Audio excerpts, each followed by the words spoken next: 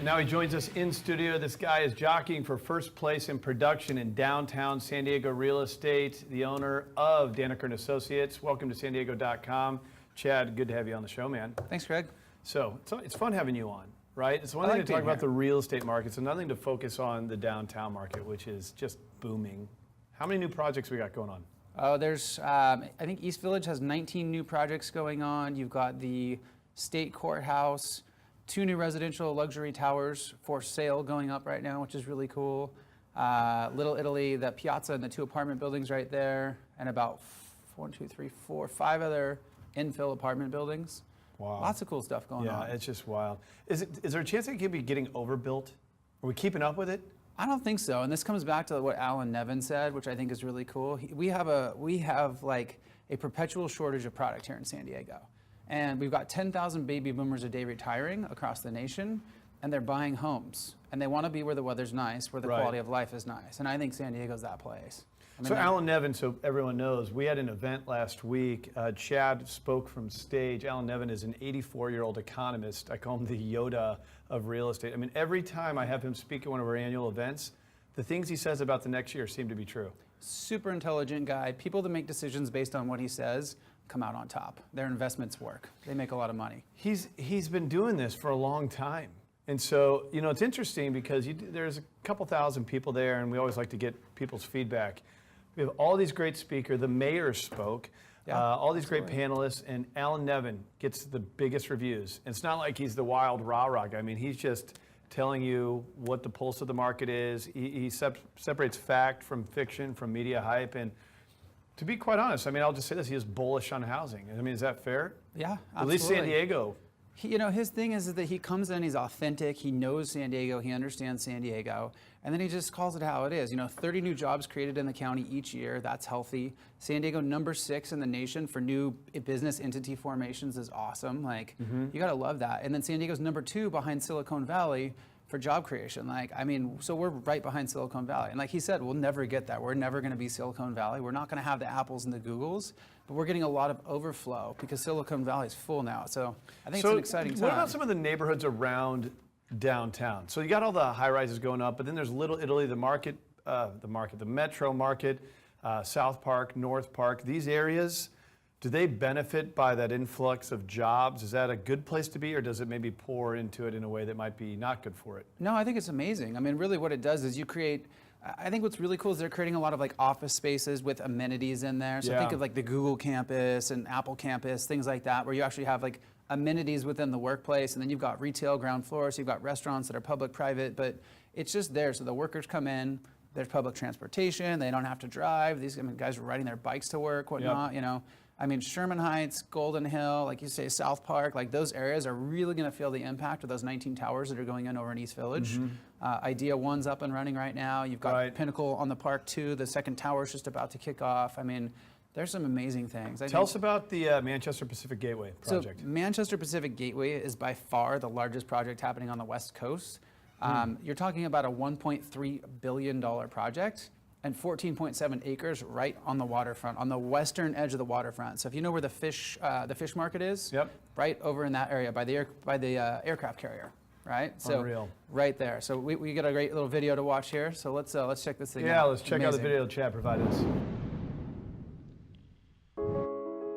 Most projects are a single building, and a series of single buildings makes up a block, and this is over 8 city blocks. It's a marvelously large integrated project, and so it has that feeling of a place. You just don't go to a building, you go to a place, and it's going to have a really strong impact on the community, and those are the kind of projects that I dream about. Downtown San Diego really continues to enjoy a tremendous resurgence. Look just in the last 10 years with the expansion of the convention center, the new Petco Park, our North Embarcadero Visionary Plan, the success of the Gaslamp Quarter. It's one of the most unique, vibrant downtowns that you'll ever find in any spot across the country. Unfortunately, there's an 8-block barrier connecting downtown to the waterfront. And in its place is going to be offices, hotels, retail, a museum, entertainment, places for kids to play. It'll be a great working environment and a great place for the public. So killer video, first of all. As someone who appreciates videography, killer video. Amazing. That makes you bullish on housing, right? After we just talked about Allen Nevin, and then you look at some of the things that are stated in there, the growing economy. You know, it's funny, don't you feel like San Diego has somehow benefited by being one of the later emerging cities when we should have been one of the first emerging cities with our weather here? Absolutely. So now we're learning all the lessons of some of these bigger metropolitan cities, and everything they're developing just seems to be so well thought out and advanced. Well, the game changer is that the internet changed everything. Right. And that's the last 20 years, right? So if you planned a city 25 years ago and built it 5 years later, which would have been 20 years ago, your design concept, everything you knew was different than what it is today. Right. Everything has changed. I mean, we're driving electric cars down the street. Cars are driving themselves 3 million miles now. There's a car that's driven itself 3 million miles. You know, I really want to stay on that point for a moment. You just said something pretty brilliant there. If you look at all the cities and when they developed from the inception of United States and we migrated across the country, all these cities are so old. San Diego emerged very closely to when the internet emerged. Downtown, yeah. Yeah. Definitely. So I mean, when you think about it, the technology, the communication, the innovation, all of these different things came at a time when, I mean, there's other cities that have been added on to over the last 20 years, right? But what city has come and grown the way that San Diego has? And I'm sure there's others. We're a little biased here, but we do have perfect weather. People do want to be here, whether it's baby boomers retiring, as you mentioned, or millennials just who want to live somewhere cool.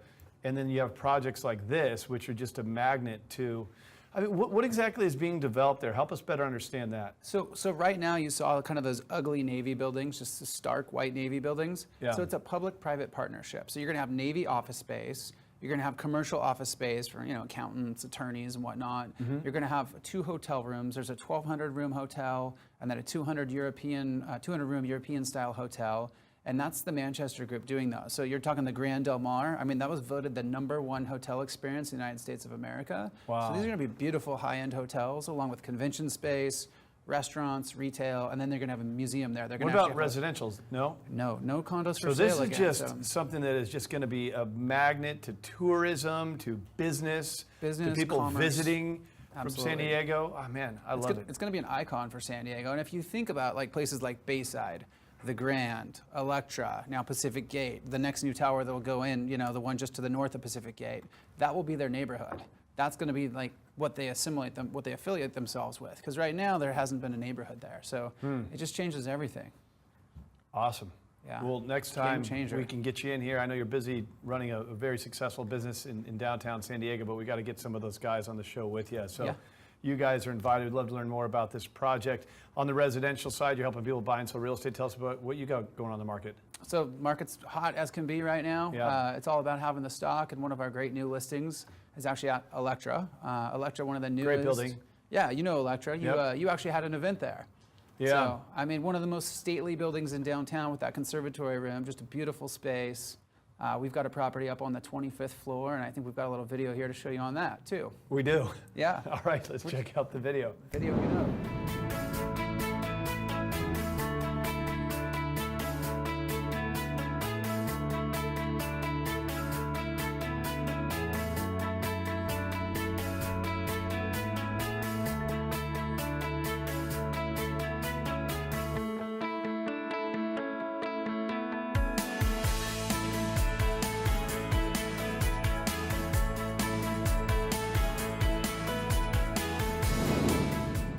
Another killer video. So the first question anybody's got to ask here is, you know, what's that thing listed for? $1,075,000.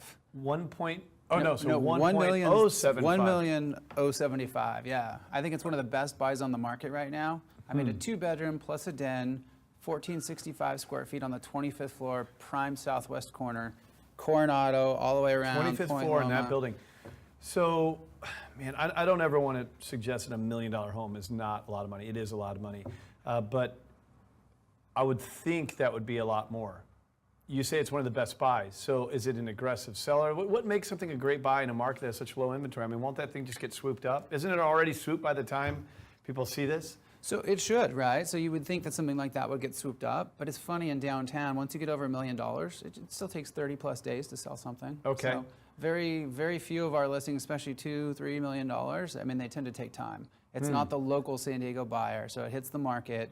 People have got their life. They got to pull the brakes on, and then figure out plans to get to San Diego, fly out, check it out. So who's buying these properties? I mean, we're pretty limited on time, but like, who's buying? Is it the baby boomer? Is it the foreign buyer? I mean, who's in here? It is mainly the baby boomer, and a lot of it's our desert people. Like this time of year, they turn up the dial on heat out there, and people start coming out. So Phoenix, Scottsdale. Second home type purchase? A lot of second homers. How are they finding it? So everybody's online. Wow. Everybody starts online, which is why we do the videos, why we do a lot of digital Isn't it marketing. fascinating? Well, Chad Dannecker, you just helped us learn a lot about the market, but also I want you to really clue in on the marketing. I mean, that video he created, that goes out to the marketplace. If you were buying or selling a home, marketing becomes a big piece of the whole process.